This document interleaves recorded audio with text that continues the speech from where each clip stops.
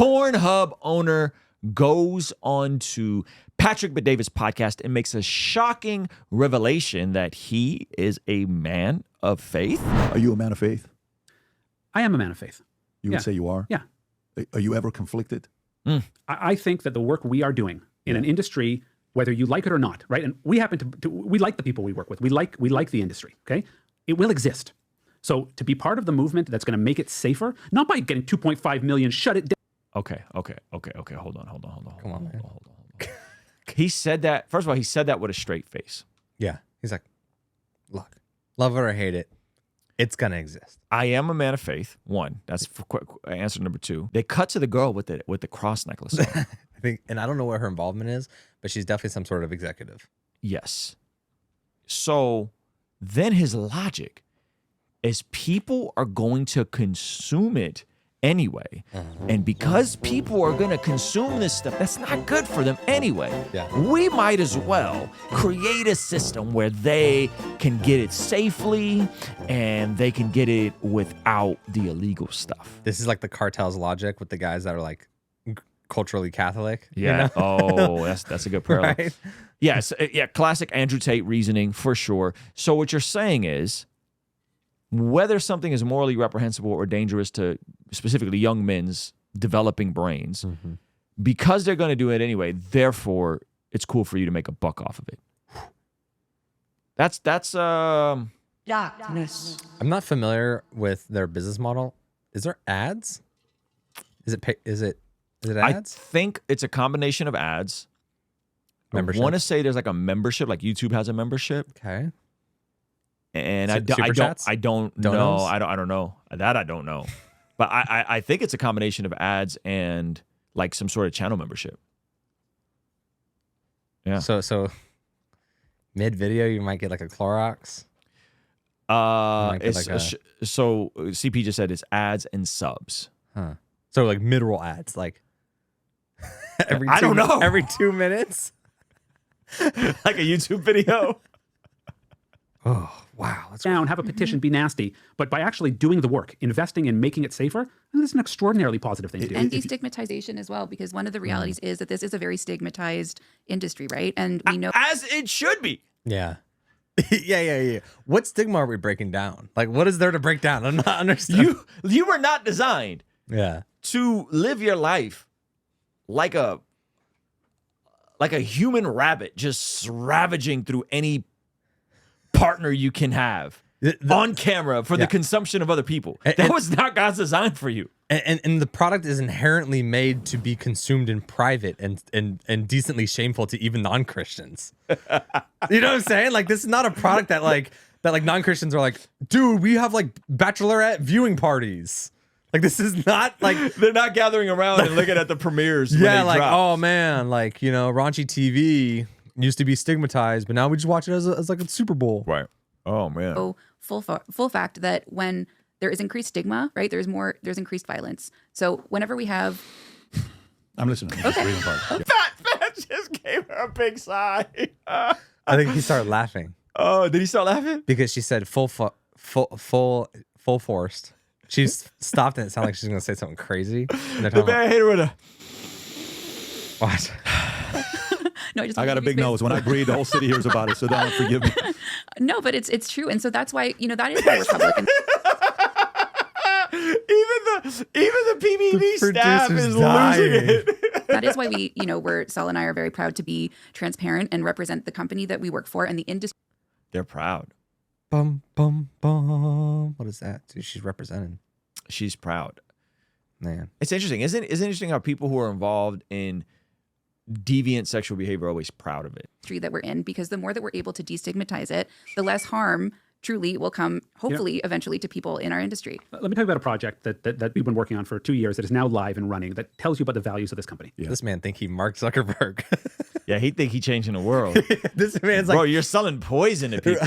let me tell you about the values of this company. He's like doing the Trump hands. It's literally like digital heroin. Yeah, this man is not connecting people around the world. Like, what do you were not Mark. Oh, man. We have what's called a banned word service. So that's 50,000 terms that are banned. You can't search for them. You can't tag content. You can't use it in comments that are basically represent illegal activity. Okay. So we made a decision. Wow, it's the most basic algorithmic program you could ever put into any social media platform. There's a company that when you search for one of those terms, first of all, it's not like Instagram where it says show results anyway. You remember that controversy?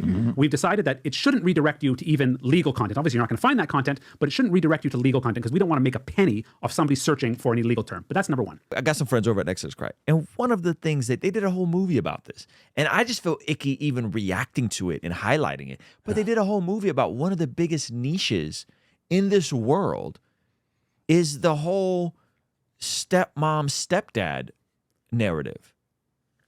That's literally a form of incest. That's 1 Corinthians 5. It's not incest. Technically not incest, but you're fantasizing an older dude sleeping with his stepdaughter. That's yucky. That's one of the biggest niches on these platforms. They didn't ban that. That's really bad. So miss me with the... Is that what it is? Yes. Oh, okay. Yes, and they did whole movies about this, about the barely legal stepdaughter, barely legal stepson. I didn't even think of the super dark. Oh my gosh, I didn't even think about the super dark kind of barely legal version of that. I thought it was like the MILF thing, like a guy with the old lady. No, these girls. And the other version does absolutely make it worse, where you're supposed to like put yourself in the shoes of the parent. No. They're showing girls dressed in pigtails and like little Catholic uniforms. Darkness. They did a whole documentary about this. Shout out to Exodus Cry. That's if that's not promoting a type of incest, I don't know what is. And so that's your kids, had your wife. That's deplorable. Explicit.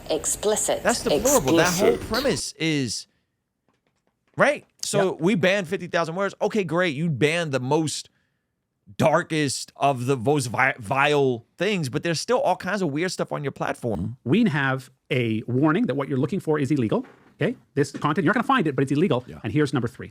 We have partnered with NGOs in every jurisdiction that will have us, including Canada, United States. Try this out yourself. Go on and put in the search word underage. You will see.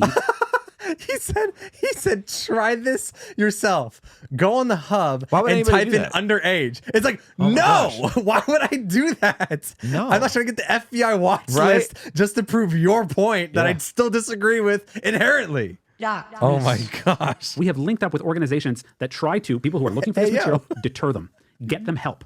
Because it would be very easy for us to just turn a blind eye and say, well, they're never going to find that material on our site. So, just have nothing. Our work's done and our work's done. But it's not. We take it the extra step. So we've partnered in Canada, where we're from, in the United States here, where people can actually get help who are looking for illegal material. And that means, so I said, what's the meaning of that? Imagine those people get the help they need, and that saves a child from a lifetime of victimization. Now, is that a site's job? No, it's not. But we have these eyeballs. And if we know people are making these searches, even though they're not going to find anything, that is something that we can do to make a positive impact. I want to get you. I'm going to sell you drugs, then I'm going to recommend a sober living situation. Hey man, I just want you to know that this is illegal, okay? And I want you to get help. But first, we have some other options that might be legal in your state. That's kind of what he's... I had a friend that figured out like how to hack computers and Wi-Fi networks. And in junior high, I was over at his house and he was showing me this. And he was able to, and maybe he was lying to me. So you nerds that really know this stuff, I'm saying that as a fellow nerd, you can correct me if this is not possible, but this is what he made me believe was happening. He's able to hack the networks of everyone using the hub site in his region. Oh my gosh. Pick a random person and then drop like a Bible verse that would appear on their computer. If that's possible, that's kind of gangster.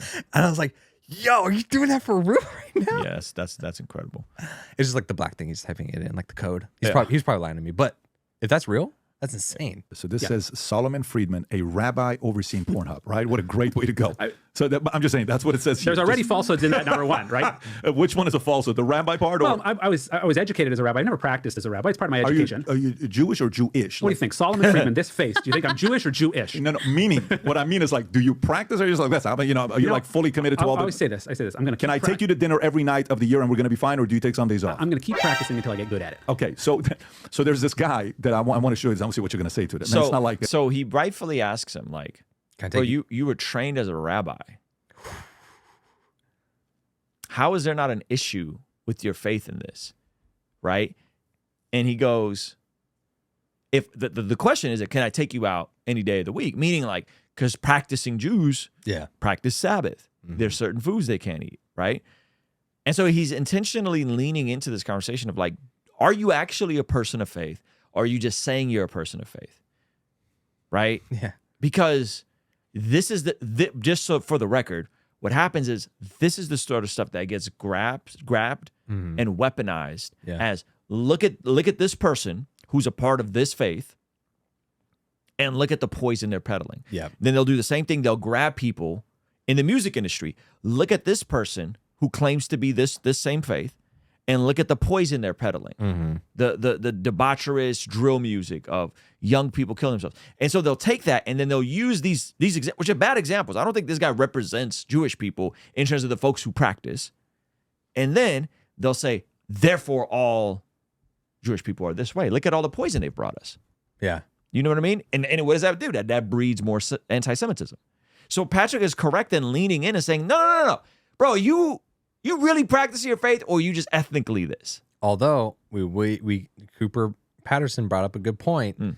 If we reference back to the Dennis Prager conversation about he said Judaism has no problem with since adultery is about a physical act, not thoughts.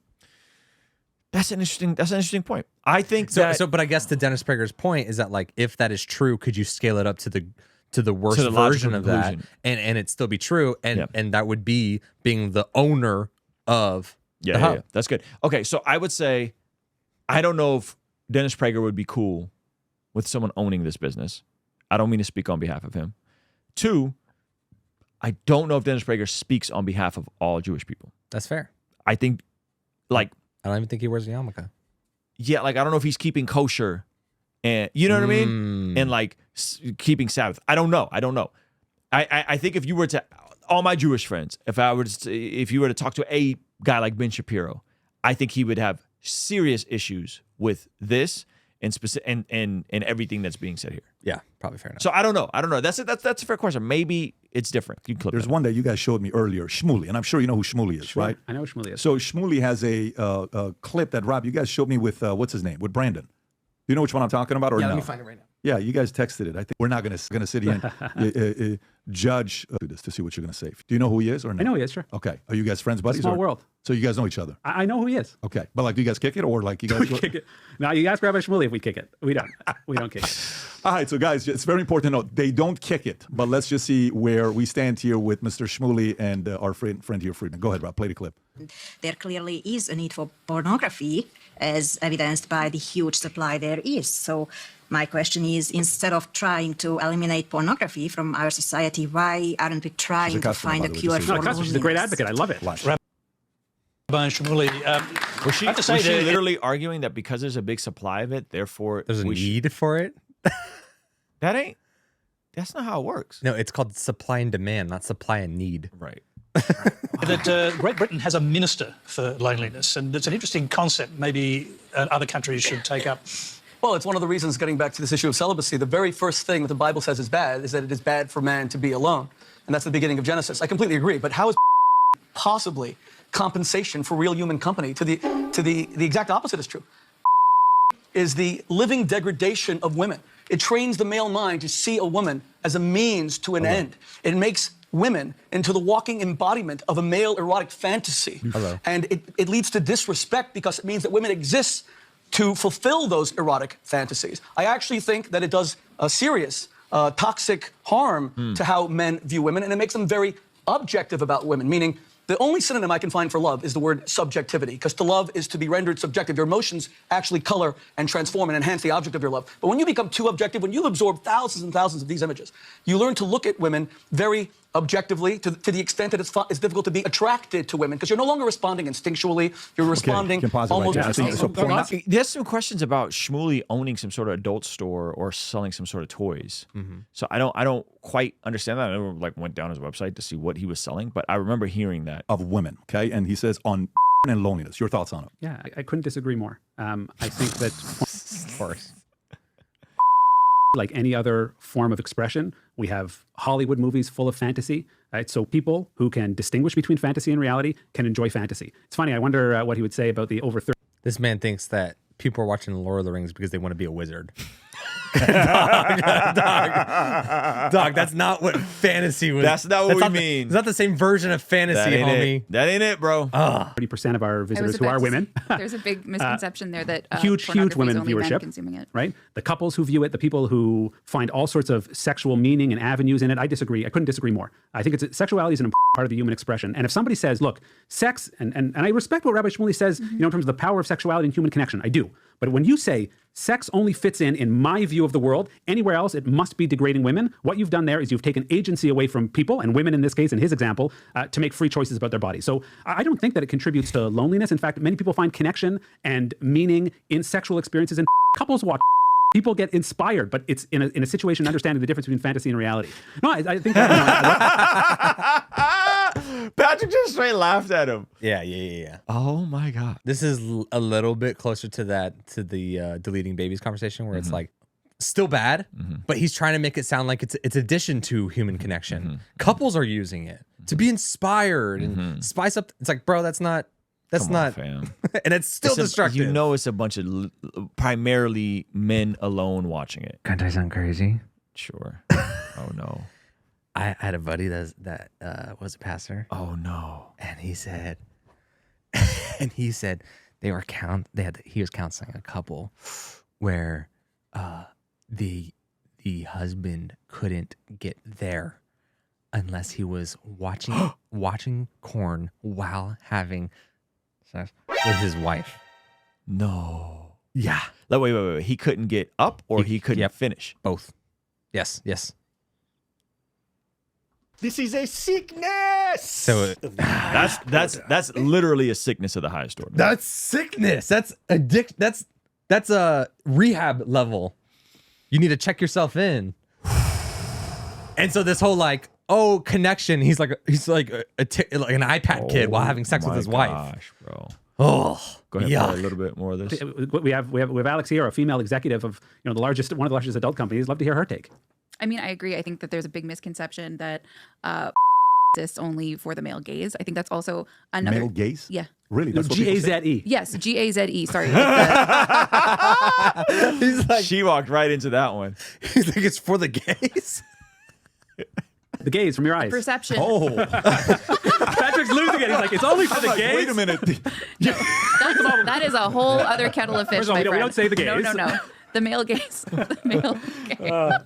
Are there not Am I the subtitles? only one that thought you said that, Rob? No, I heard male gays. I'm like, wait, male Get gaze? your mind out of the gutter. Your No. only viewers are male gaze. No. Very offensive, but But no, that it's made only for men, right? I think there's this concept that it gaze, is viewership. viewership. Yeah, right. Yes, the Or visualization. that it's made through the yes. lens, Correct. the male lens. So Yeah. more and more, and I wanted to touch on this because I saw in some of the questions that you sent us beforehand, you talk about this notion of ethical pornography, right? And what that means and what that looks Just like. a full disclosure, I don't know what questions they sent you. Whoever sent you the questions, it wasn't me that sent you the questions. But I'm glad they sent you some questions to know what we're going to be talking about. Yeah. And so more and more, we're seeing that there isn't just a singular concept of what pornography is or what it looks like. Yeah. So in the same way that we don't have a singular sense of who watches it, right? It's extremely diverse. Yeah. And that is one of the things that I think is really great about a platform like Pornhub is You hit that it with the diverse card. Diversity, equity, and inclusion. That's why it's. This is a beautiful platform. Go ahead. Oh man. it doesn't look like just one thing. It's not just one single kind of person consuming it. And people do feel represented. And I know that people are going to, say that that's corny and whatever when we're talking about things like diversity and inclusivity. Yeah. But it's true. Like sexuality and sex is something that impacts all of us. It's part of all of our lives.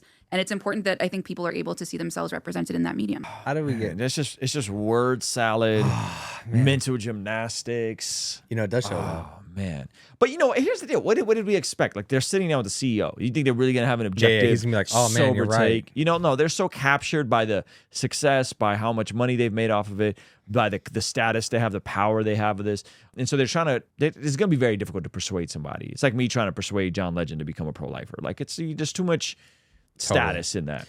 But hearing them speak reveals a lot. Thank you so much for checking out the video. Comment down below and let me know what you think. And be sure to check out this video that YouTube is recommending just for you.